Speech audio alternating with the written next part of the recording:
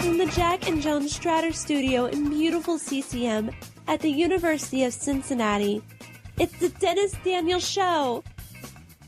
Tonight's guest, voice actress Sarah Natochenny. And your announcer, me, Belldandy. And now, here's your host. He is the 2011 Bearcast Lifetime Achievement Award winner, Mr. Dennis Daniel.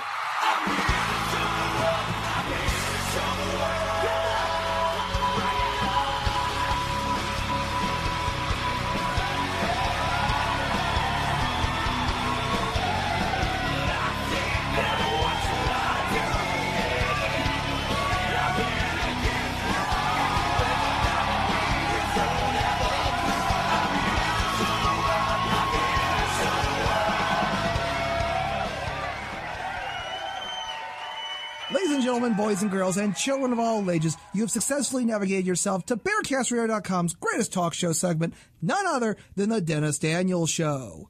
I am your host. I was the guy who caught them all before catching them all was the most popular thing in the world, and the Bearcast Radio Lifetime Achievement Award winner for 2011, Dennis Daniel. And folks, give it up once again for my brand new announcer. She's a Belle, she's dandy, she's Belldandy. Anyway, folks, before we begin the show, I want to give a big shout out to my mama, retiring after 30 years at the University of Cincinnati Public Safety and Support Services.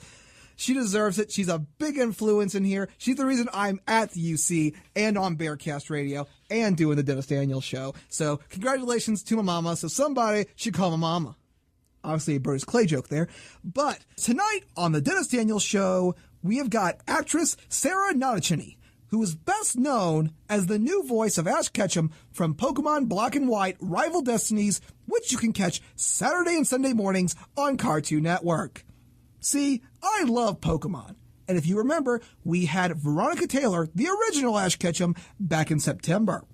Yes, we know that there are some fans out there that, no, we like Veronica. But you know what? Here at the Dennis Daniel Show, we don't care if you're the past, the present, or the future. A voice actor is a voice actor is a voice actor, and we will more than happily have you on our show. But Sarah, well, she is a whirlwind, a tour de force, if you will. Aside from voice acting, she does improv, modeling, video editing. I mean, this girl is a one-man hurricane. She has all this great stuff. I can't even keep up. I'm like mind blown. When I see all this stuff she's doing, I'm like, wow. All this great stuff, and I'm just doing a radio show. Man, I'm starting to feel a little deflated there. Wow. Maybe I need to start doing some of this modeling. No. I don't think that the world needs to see me on the catwalk. They can see my friends on the catwalk, but not Dennis Daniel, unless I'm modeling maternity ward outfits. Oh boy, this is. Oh gosh, I'm ripping to myself already. But anyway, I can't do enough justice just describing Sarah. So let's take a quick look at one of her demo reels. I mean, she's got some crackerjack stuff here. Let's take a quick look here at some of Sarah's work.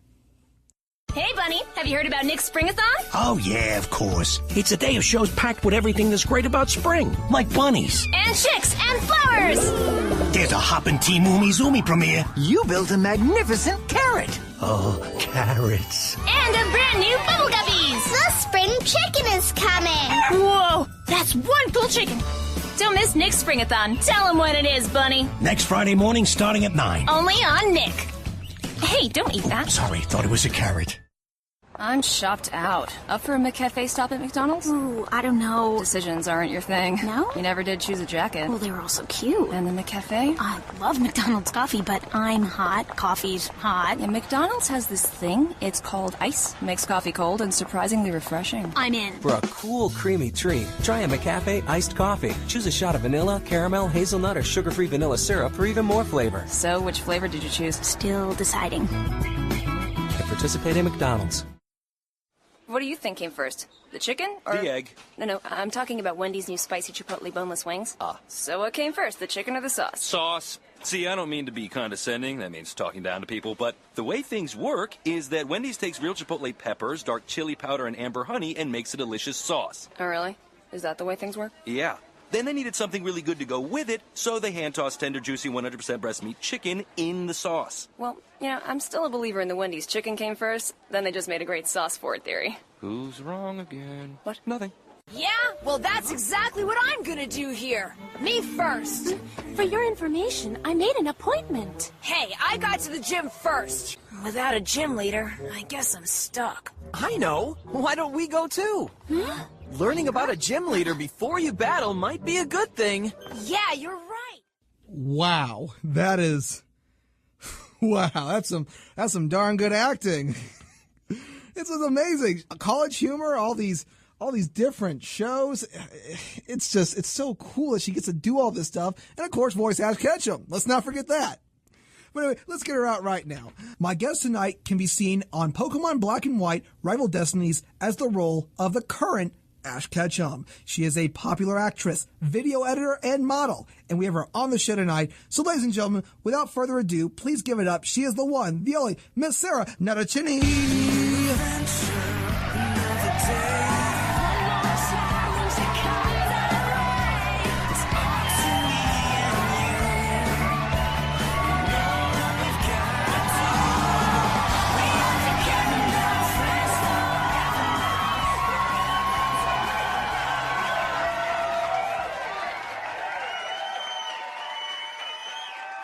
Sarah, thank you, and welcome to the Dennis Daniels Show. Thank you very much for having me, Dennis. Oh, no, I gotta say, after seeing all of that, man, just getting credit for doing that doesn't do you any justice, Sarah. I gotta say, you make my life seem kind of sucky. Oh, my God, I'm sure that's not true. Oh, trust me, doing this once a week just ain't enough compared to seeing all that cool stuff up there, and there's so much more that we're going to get into just a little bit. So let's go ahead and get started. What got you interested in acting?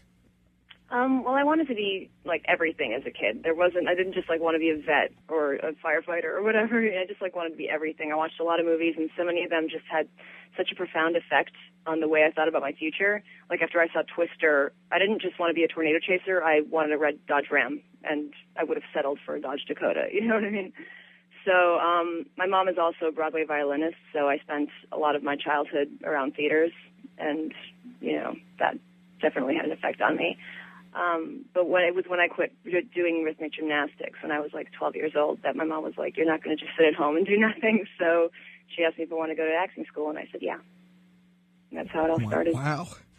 And I actually read a little while back that you were part of the Upright Citizens Brigade, which is an improv group that had alumni people, including Amy Poehler and Horatio Sands, who are distinguished Saturday Night Live alumni. What was that like?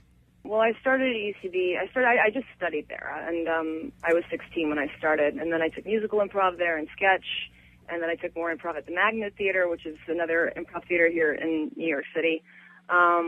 And the Pit is also a really great venue, but I never studied there.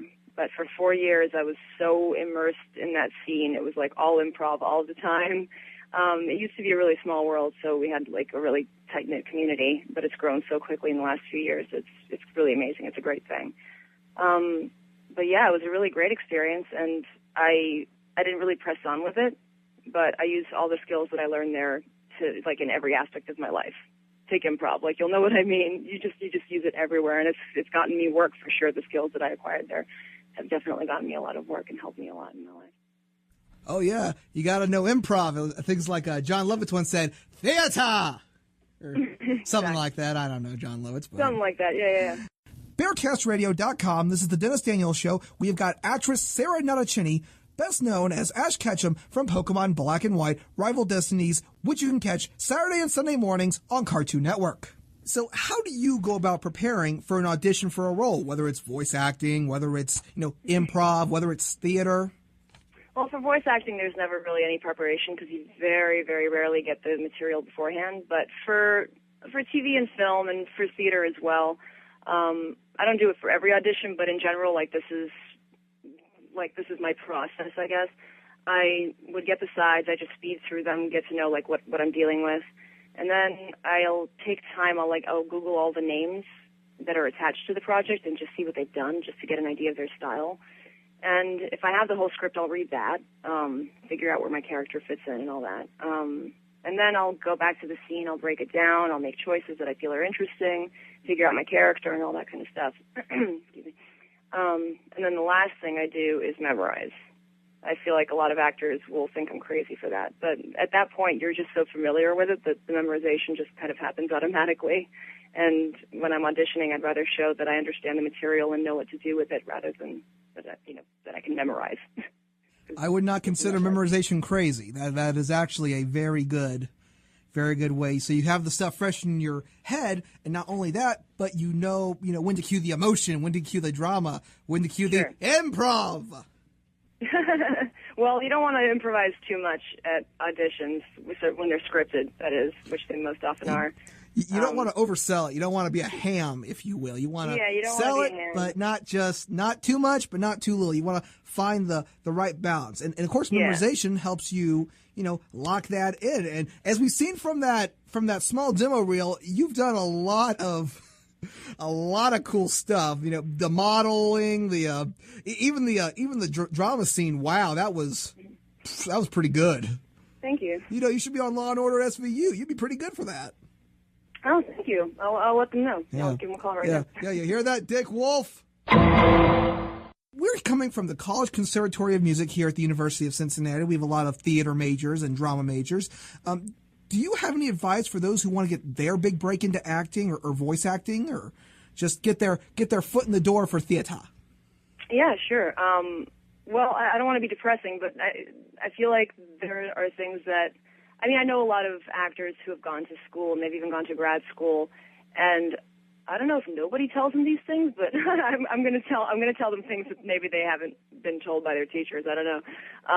But the first thing is you got to know that you're incapable and unwilling to do anything else. Like, if you can do anything else but this, do that.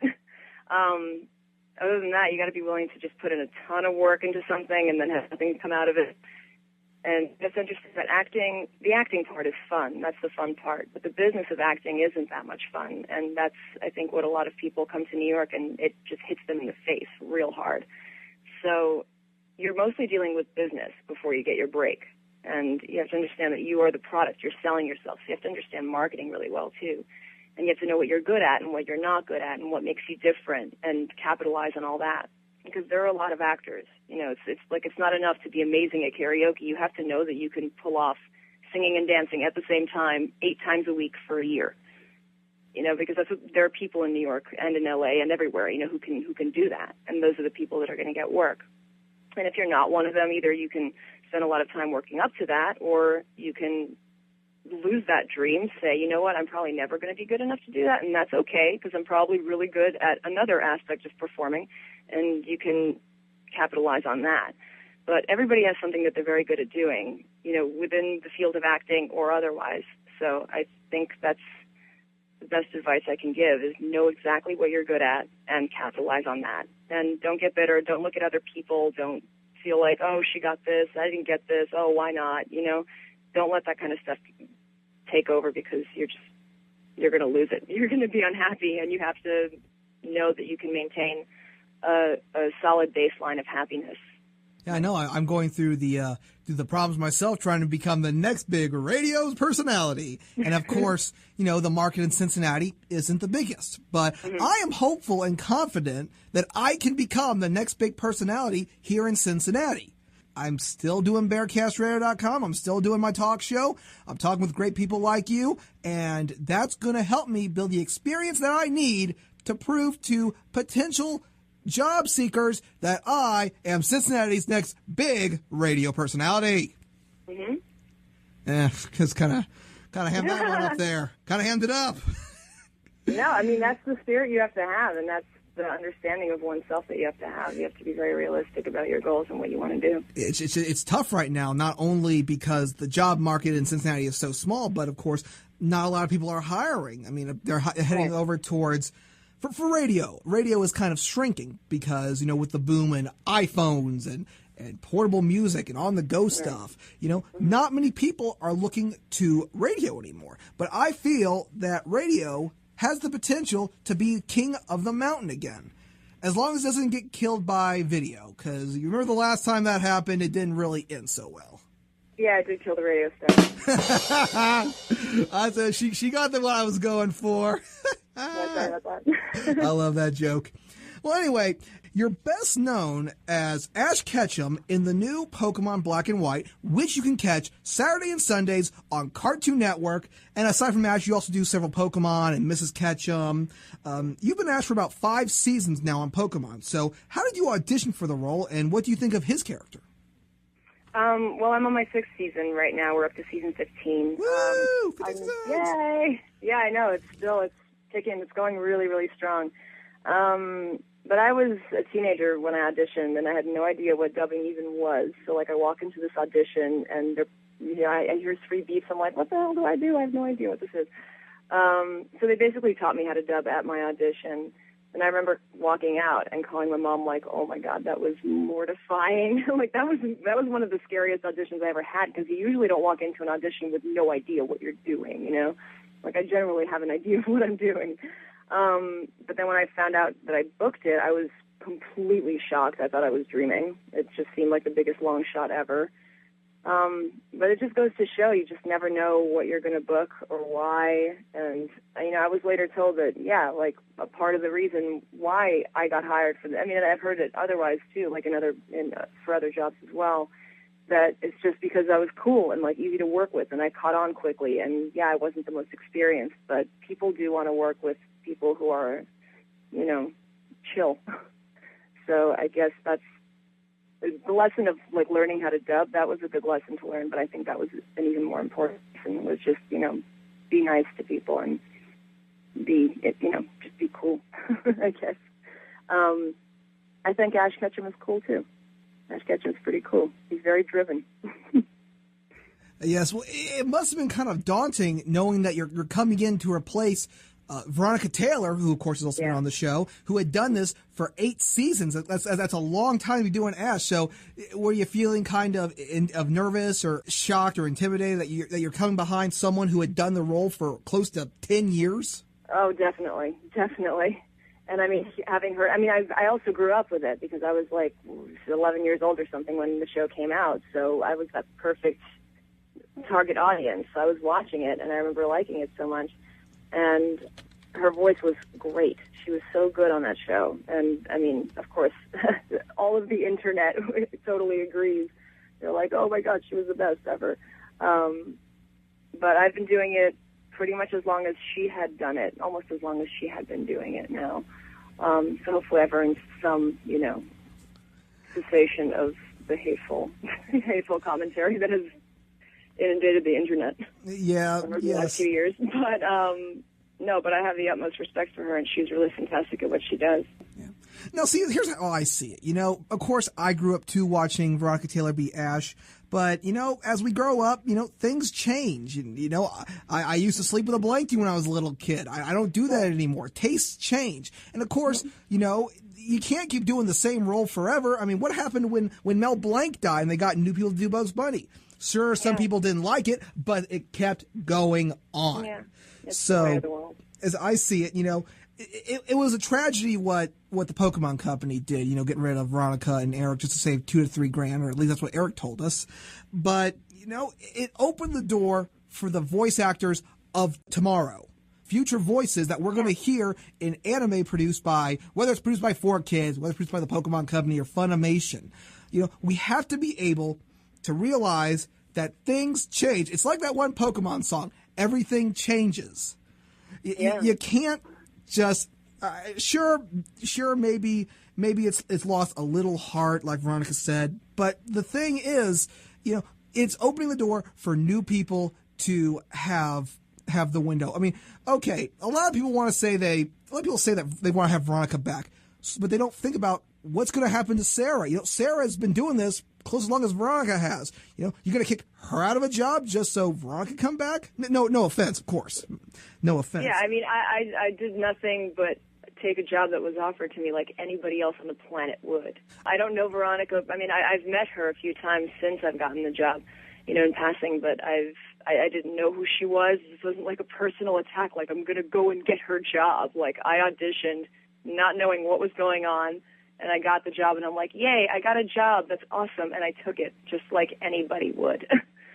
So, yeah, all those, like, crucifixion online. I know, exactly. You saw an opening, you took it, you got a job.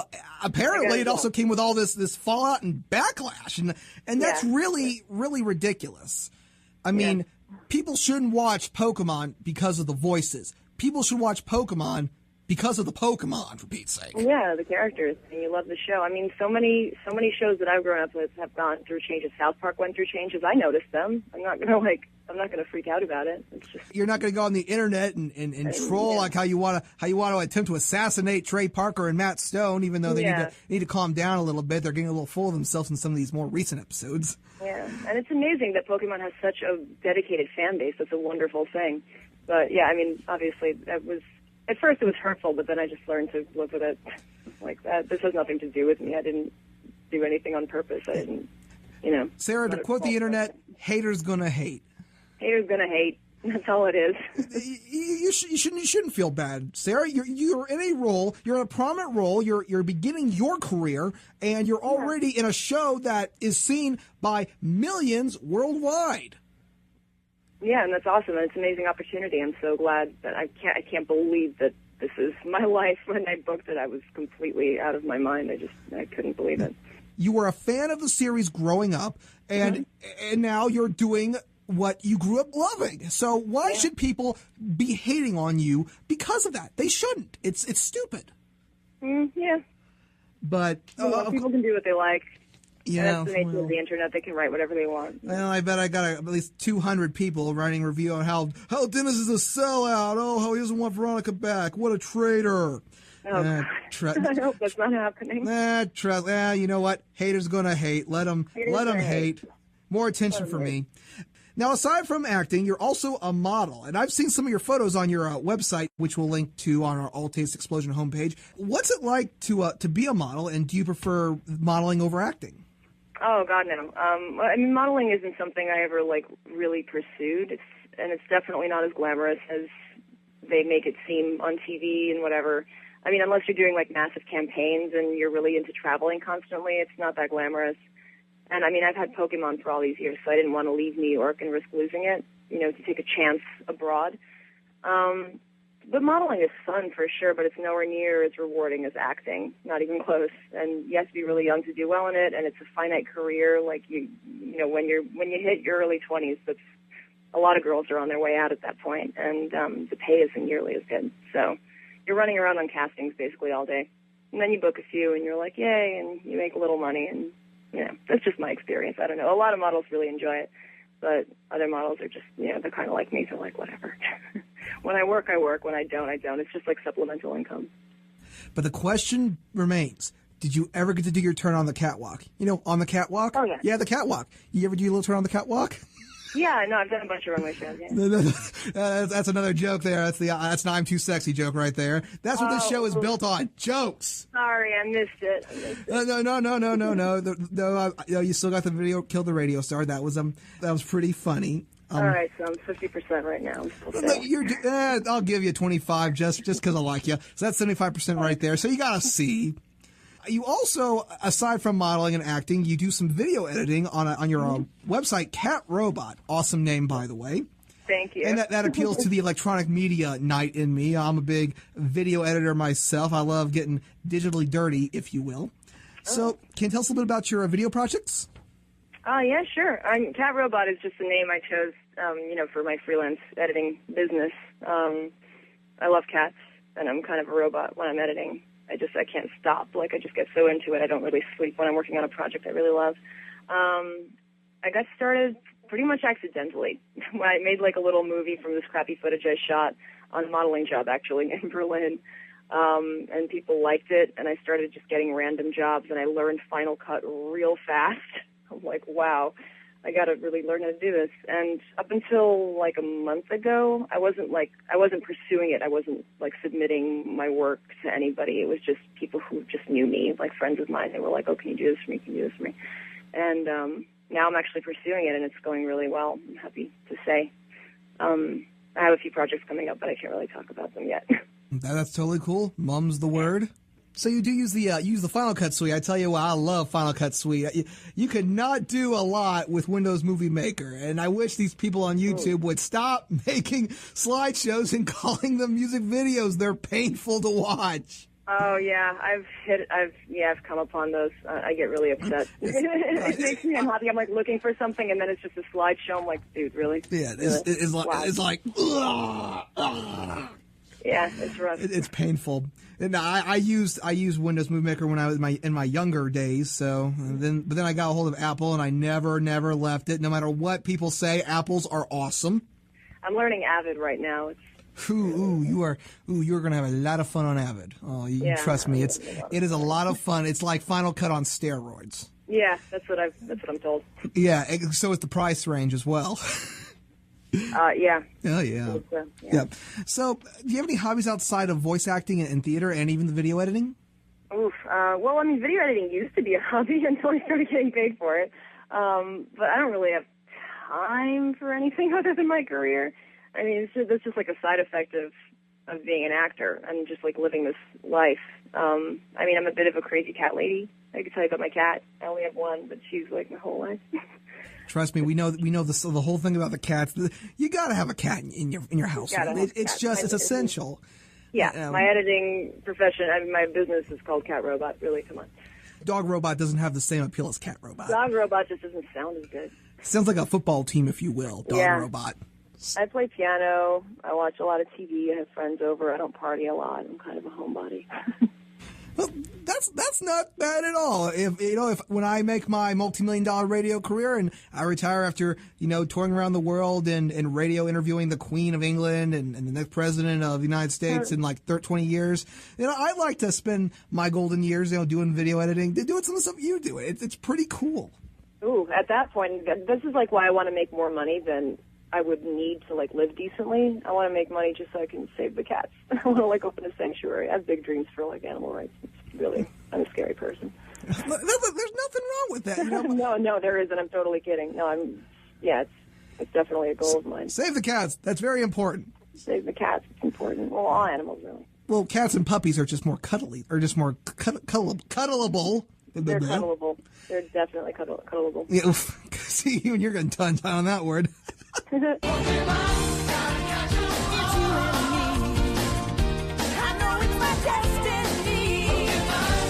Hey there, this is Brock, Pewter City gym leader and Pokemon breeder.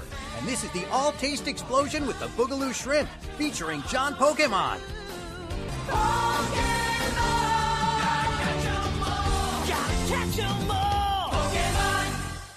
So back to theater. I know you talked about 2 productions coming up. Can you tell us a little bit about them? Yeah. One is opening on May 12th, and that is called Museum. It's directed by Dylan Levers, and I just got on the cast like 2 days ago. My character is Pink Solheim. She's like really manic and really histrionic, and really it's a hilarious play. I'm really happy to be a part of it. In the fall, there's another play opening, starring in that one. It's a dramatic play called My Poor Marat, and that's a Soviet-era love story. So I'm very excited about that. That's going to be a big deal. Tour de freaking force, ladies and gentlemen. I was just watching this. I was watching your character reel, and at first off, I was like, huh? I was like, some of these people you do, oh my God, I still can't even believe it's you. It's so amazing. Thank you. So what brought about doing the character reel? Well, I just wanted to make one. I know a lot of actors who've been doing it lately. But yeah, it's on the front page of my website, just a little plug. It's 10 characters, 6 of them are originals. I mean, I don't consider myself a writer at all. In fact, it makes me very nervous. But as an actor, you have to push yourself sometimes. You have to, push your limits. So I just wrote what I knew. That's the rule that every writer says. Just write what you know. Don't write about things you don't really know. And I just created characters that made me laugh.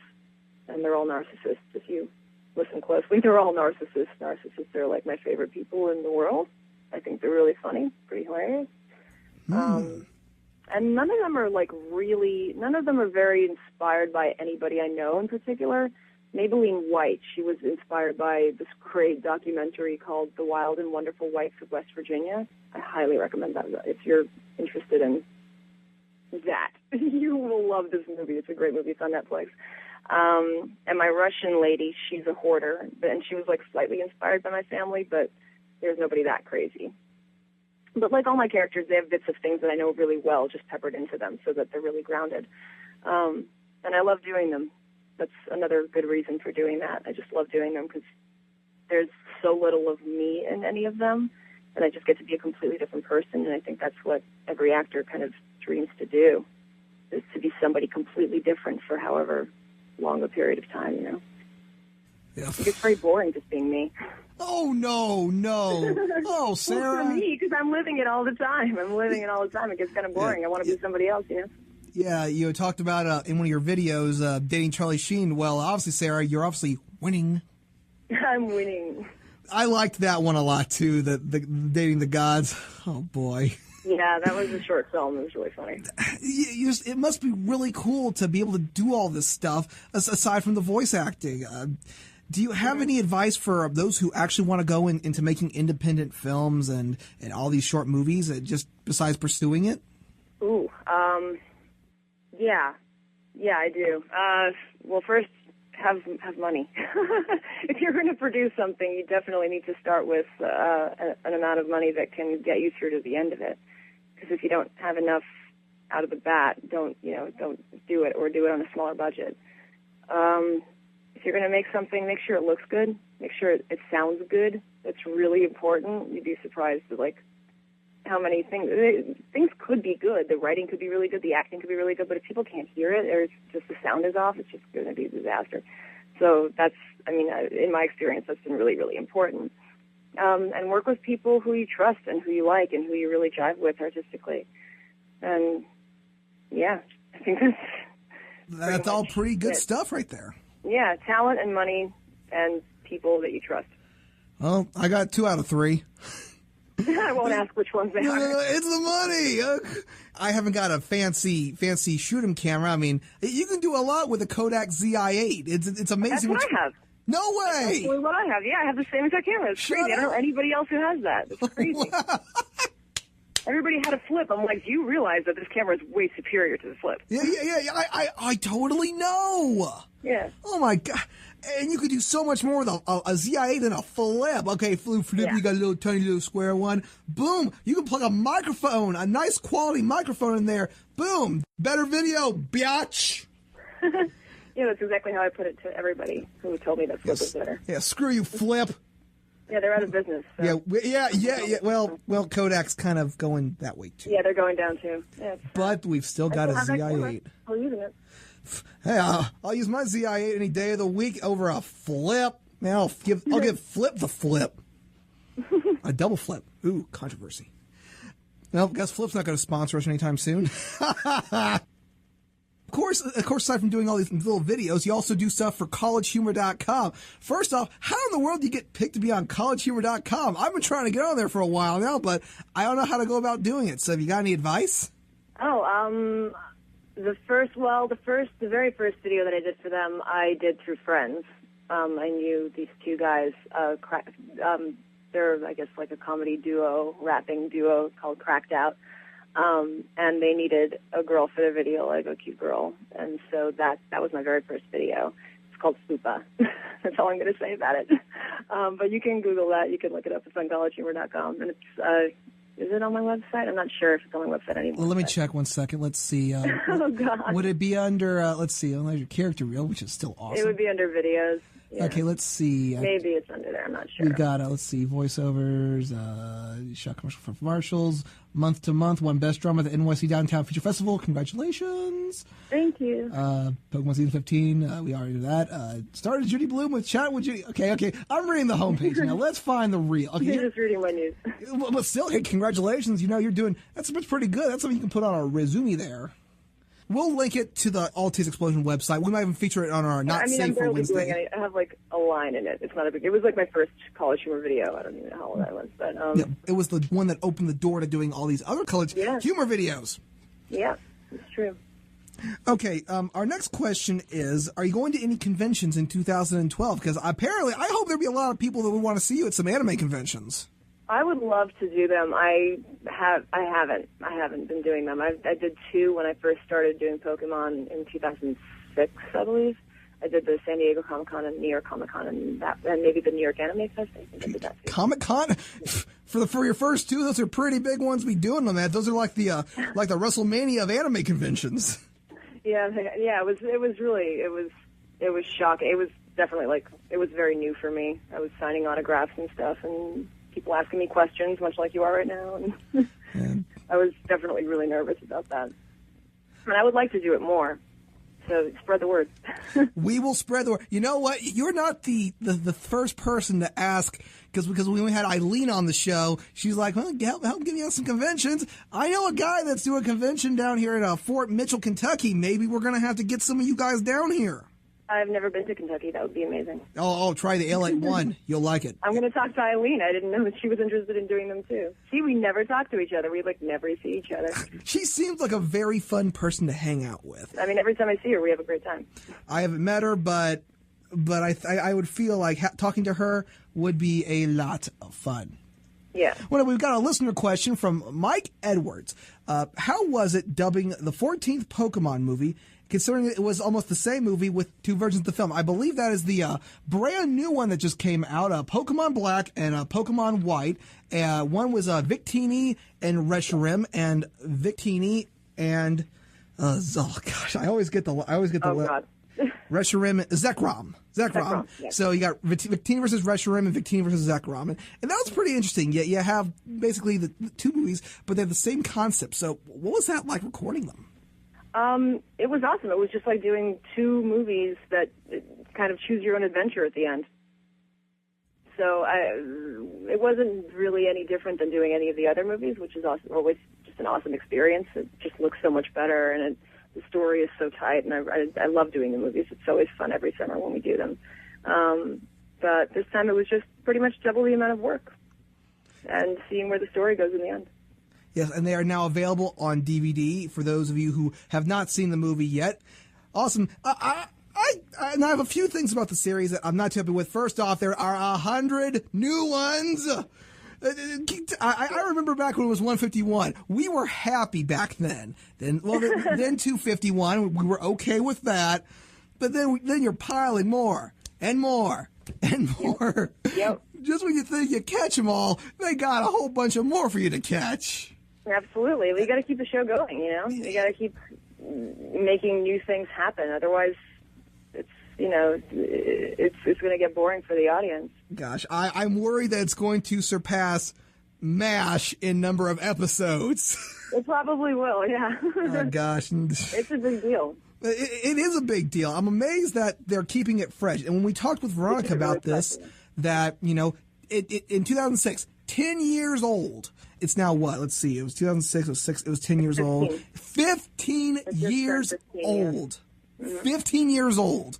And gosh, it's as old as my little sister. And that is amazing that Pokemon has continued to thrive alongside the series like Mario and The Legend of Zelda and Final Fantasy. And the technology is getting more advanced. I remember when we used to have a link cable we had to order from Nintendo just so you could trade with your friend. Now you can trade with a friend all the way in Germany. And if you're in the U.S., it's just amazing how much is coming out of this.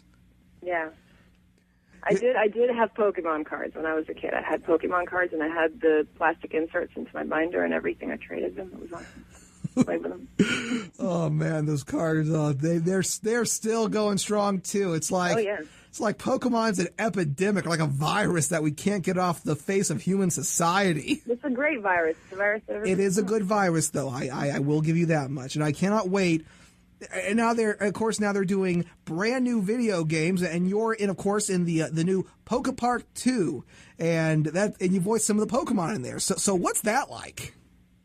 Again, it's really similar to what we do for the show. you have a script in front of you, and you just, you know, emote the way they look on the screen. You just match them. That's pretty much it. It's got to be. I wish it was more. I wish it was more interesting. Maybe it's interesting to somebody who doesn't do it, but that's basically all it is. It's a really simple process for the actor. For everybody else on the post-production side, that's smooth. Oh, I do not envy those guys at Game Freak and HAL, because they've got to code all that stuff, and it's got to be just mind-blowing. The sound mix. I mean, that's a lot of work. You never really realize how much goes into it besides just voicing and you know, producing the game, because there's the graphic design, there's the sound checking, the beta testers, the beta testers, the special thanks that they got to give to the Super Mario Club, who we have no idea who the hell it even is. You got all this stuff. It's like a cake, if you will, and it's got different layers and different coatings and coverings. You know, but in the end, it comes out as the sweet, delicious cake known as Poke Park 2. That was beautiful. Thank you. You're welcome. Oh, gosh. Let's go ahead and wrap up the interview. We got to know, before we go, two more things. One, is there anything that's going to be happening on Pokemon Black and White that you can tell us about? Nope, nothing at all. That's okay. All we can say is great adventures, new Pokemon, and a whole bunch of shenanigans with Ash and his friends. Yeah. Finally, what's your favorite Pokemon? You. I'm not a Pokemon. I mean, am I? Let me check. You're my favorite Pokemon. No, Mew. Not me. Wait, Mew? Did you say you or Mew? I said Mew. I understand Mew. Mew's the only Pokemon out there that can learn any move possible, which really makes it kind of awkward if you teach it Splash, because it can learn Splash. I'm like, it's a splashing kitty. Why not? Is it a kitty? You know, they never explained what Mew or Mewtwo were. Were they look like kitties, but are they kitties? None of them are actual animals. So I mean, they just look like cats. Yeah, but they at least resemble something. Mew and Mewtwo, they resemble nothing. It's maybe a kitty, but I don't know. What a cat. Well, yes, let's run with that. Catch Pokemon Black and White, Rival Destinies, Saturdays and Sundays on Cartoon Network. Sarah, thank you so much for being on the show. And I hope that despite all the haters going to hate and all the pitfalls and all the problems and possibilities, that you will be able to continue doing what you love doing, and that's entertaining generations to come. Oh, thank you so much. Thank you for having me. And of course, this is the Dennis Daniels Show, and we will see you guys down the road. Until next time, good night, Horace.